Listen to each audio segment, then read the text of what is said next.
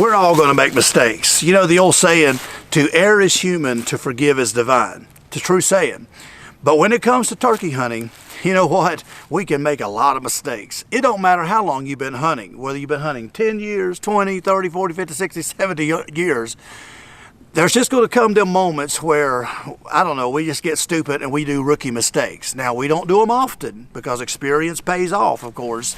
You know, and you do less and less as the more experience you get. But you're still going to have them moments where, I don't know, we just get stupid and we just do rookie mistakes. And I think one of the biggest errors that we do as, quote, veteran turkey hunters, or, you know, just turkey hunters in general, is we just don't make sure that all of our bases is covered. Maybe it's just overconfidence. We've done this so many times and called a turkey up this particular point or a flat, or we've called him up the edge of this field so much over the years. You know, we've called turkeys there before and killed them, so we're just going to do it again. And we sit down in the wrong spot and they fool us, don't they? They do something totally different, and we don't have all our bases covered, and it costs us, you know, that gobbler on that particular morning. Last year I had such a situation. Now I was hunting a spot that I hunt every year. It's a great spot. I've hunted there, killed a lot of turkeys. In fact, I've killed turkeys right there around where I was sitting at that particular morning. But boy, did I make a mistake. Now it has been a long time. I mean, it's been years since I have missed a gobbler. I'm not bragging on my shooting or, you know, my marksmanship, but you know, it's been a long time since I missed one. But boy, did I miss this one. And there was nothing wrong with the gun, or nothing wrong even with the turkey. He come in like he was supposed to. It was just my mistake. You know, I'm the one that blowed it. Rookie mistake. And the rookie mistake I did was just not having my bases covered. So we're going to take you into that hunt. The turkey come in quick, but I had plenty of time, you know, also to get set up right, but I just didn't. But I'm going to take you into that hunt and show you that hunt. And it's a good hunt. It's a fun hunt, but boy, did I make a mistake. And we're going to come back and talk about that mistake that I did. So let's go into that hunt right now. We just struck one. He's down at the bottom.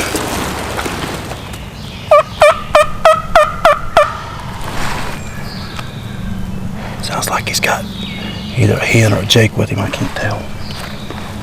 But sounds like it might be coming closer.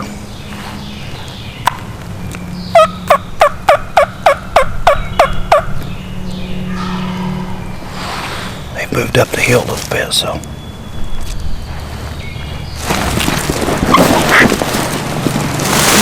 We'll see.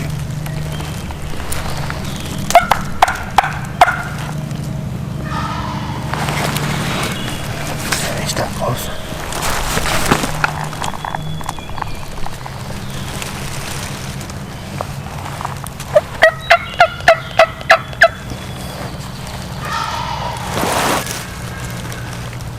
Yeah, he's coming here.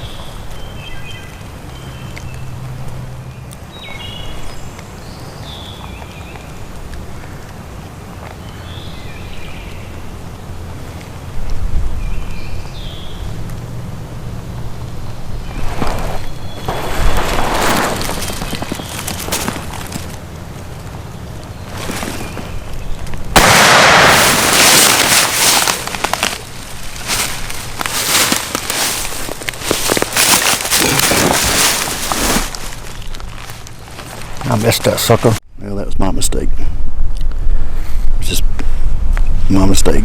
I mean, nobody to blame but me for that one. But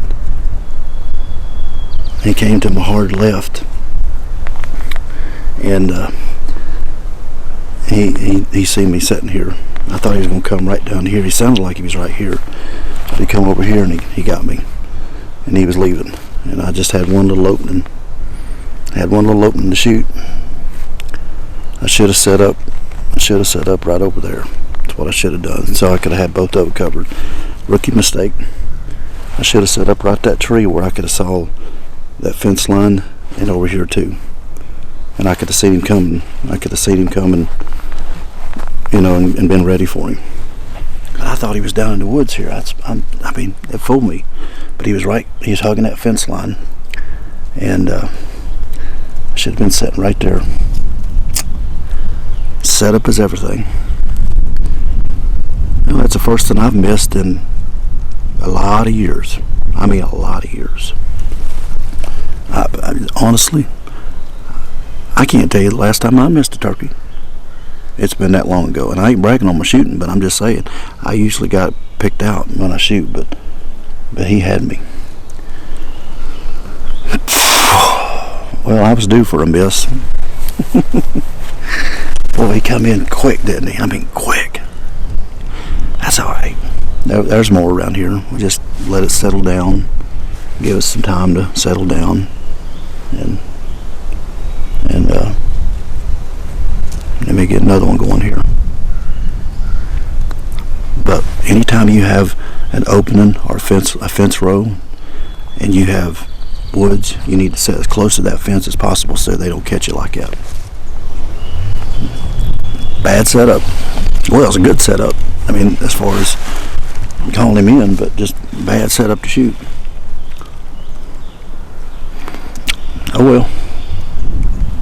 He come in quick, didn't he? That hurts. But it don't hurt that bad because it was my fault. And I didn't have much of his head to shoot. I just saw like from maybe right above his wattles up to his head, and he was kind of doing this. He was kind of going away. So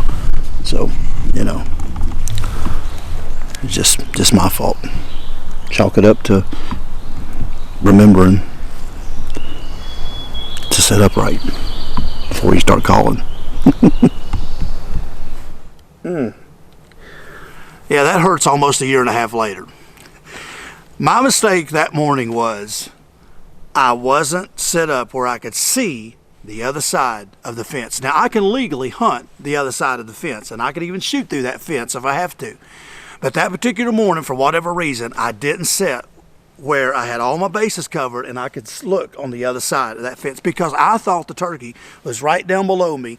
And I thought he was going to come right up through the woods because historically that's usually how they come. I've hunted that place for years, and I've even killed turkeys right in that area where I was setting at before. And I've always seen gobblers come up right there in front of me. There's an old four-wheeler road there, and they always come up through the woods. And I don't know, I probably wasn't thinking it at the time, but I guess in the back of my psyche I was thinking, I'm going to sit here and pretty footage in the woods, and I'm going to call him up through the hardwoods. And that's usually how they come, because I've never seen a turkey on the other side of that fence where I was hunting at. I've never in all the years hunting there, I've never seen a turkey come up that other side.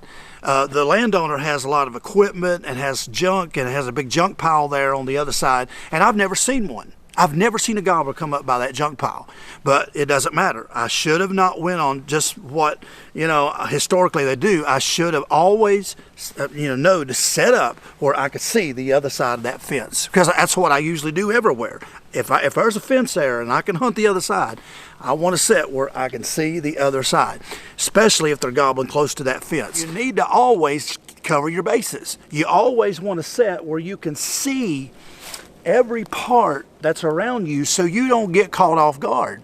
Now right there, and what you didn't see is there's a little rise in the hill there that's almost level with me, so it was hard for me to even see right there the whole fence. I could just see the middle to the top right there where I was at. If I would have just moved 4, 5, 6 yards to my left, I could have been setting to where I could have seen down that fence into that green spot where that equipment's at. And when that turkey was down there, because that's where he was at, he was down near the equipment stuff, but he was just right on the fence, and I just thought he was on my side. But if I would have been sitting over there where I could have seen all the way down that fence line, then I would have seen that turkey when he popped down in that green spot about 60, 70 yards walking up that fence line. What could I have done? Well, I already had my gun like this. If I'd have been sitting over there 5, 6 yards, all I'd have had to done before he got up there where he could have seen me is just move, he's on that side, and just move my gun over right there and been ready for him and let him walk right in front of me. Instead, I was just off enough to where he caught me off guard and he appeared right to my hard left. Well, once he appeared to my hard left, I saw him, but he throwed his head up, and of course he's looking this way, and you can notice it's early season, so the woods are sort of open, and I'm just stuck out. I'm just stuck out too much. And he raises his head and he sees me. Well, when you see me kind of move real quick, you know, with my gun, he's already taken off. You know, I'm just trying to get on him. And there was one spot out there that he went through about 40 yards, and he kind of went through this little old open right there between two trees, and I just thought, well, you know, let's try it. But you know, by the time I shot, he probably was already moving, so I missed him. But it was just a bad setup. What I should have done, again, is I should have covered all my bases and made sure that I could see everything. How many times does that happen? You know, it's happened to me quite a bit over the years, but how many times does that happen to you? You sit there, and right where you don't think the turkey's going to pop out, he pops out. Maybe it's the rise of a little hill, and you can't see him. You can just see maybe the tip of his tail, and maybe he just goes under the hill and he don't come up there where you're at. Or maybe you know, he comes in like almost behind you, and he's over here, but you can't move. Because maybe you've got stuff over here that's blocking you. Maybe you got a thorny patch, or maybe you know, maybe just the way that the land is, you can't get around the other side of the tree, and he winds up coming around behind you.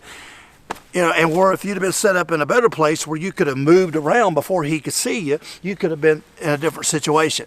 Lots of variables goes into picking the right tree. Now, again, we're not going to be perfect at it. We're always going to, you know, make mistakes, but we make them less and less. And so what I mostly do, I didn't that day, but what I mostly do is when I sit down and pick a tree where I start working that turkey, I want to make sure that there's no way that turkey, if he comes over here, or if he comes over here, or if he comes behind me, or whatever, that he can't get around me. All right, and there's been many times when I have set up and you know, and get comfortable, and all of a sudden look around and go and just check everything before I start calling, and I go you know, and I'll sit there and think, and I'll jump up real quick and move 4 or 5 steps over to another tree, or move over here 20 yards, or move down there. Maybe I should be down there. I'll sit there before I start working, and I'll try to pick a location where he can't get around me. Now, that's what I usually do, but I didn't that day. But it cost me. So this year, you know, I'll be hunting back up there, and, you know, if they're close to that fence again, I ain't going to just take it for granted that he's probably over here, which he probably will be, because that's usually where they hang out. But I'm going to always remember now, you know, I want to see on the other side of that fence. I want to be able to, I don't want to be caught off guard. But many times that happens. So when you set up, because like I've said, y'all heard me say this before, setup is everything. Okay, it's everything. You know, you can be a great caller, and we should be. We should get better, you know, and better and better. Because there's times when good calling, you know, is what pays off the deal. But you can be a great caller and still mess up and have the wrong setup and not kill a turkey. Or you can be a mediocre caller and have the right setup and kill a gobbler because you were set up, you know, in the right spot. So when we pick our setups, don't be caught off guard, and cover all your bases before you start working that gobbler. I think that's where a lot of people make a mistake too, is as soon as they sit down, they'll start working him. Now, what if I'd have done that? Well, even though that gobbler come in quick, I still had time to readjust myself, okay? But if I'd have just sat down right quick and just started calling, you know, and pushing, and, you know, he'd come running in, you know, wouldn't have had time. But what I do is I'll sit down, and before I even make a sound on a turkey call, make sure my bases are covered. And many times that's helped me kill a gobbler.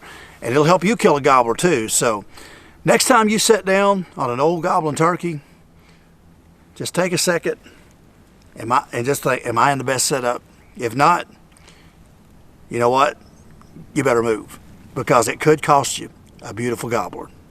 Hey, I appreciate you watching this video. I hope I've said something that'll help you in this upcoming turkey season. Make sure to hit that subscribe button so you can stay tuned for all the great turkey hunting content coming in the weeks to come. We're going to be doing a lot more videos like this one, and also be turkey hunting when season opens, so you don't want to miss none of that. Make sure down in the description of this video to check out all the information on our sponsors and partners that partner with us, Stoeger Firearms, where you can check out all the great shotguns there. We've been using Stoeger for years, and they make a great shotgun for the money, so make sure to check out their website. Check out springfevercustomcalls.com, where you can check out my Old Sly signature line of turkey calls and all the other great calls there at springfevercustomcalls.com. Check out Tidewe.com, where you can get a lot of great hunting products over there as well, such as boots, blinds, turkey vests, rangefinders. Lots of great products over there at Tidewe. And make sure to use the promo code DALE so you can get a better discount on your purchase over there as well. Check out Kona Scopes, Gamecuffs. All the information will be there in the description of the video. Make sure to join me on social media, whether it's Facebook, Instagram. Come over and follow me all year long over there as well. They'll be down in the description of the video as well. Join me on Pateron, where you can support us. If this channel has been a blessing to you, you can support us with a small monthly donation over there as well. And we really appreciate it. It goes right back in the Dale Outdoors and helps us to keep bringing better videos year after year to you. So stay tuned, and we'll see you in the next video.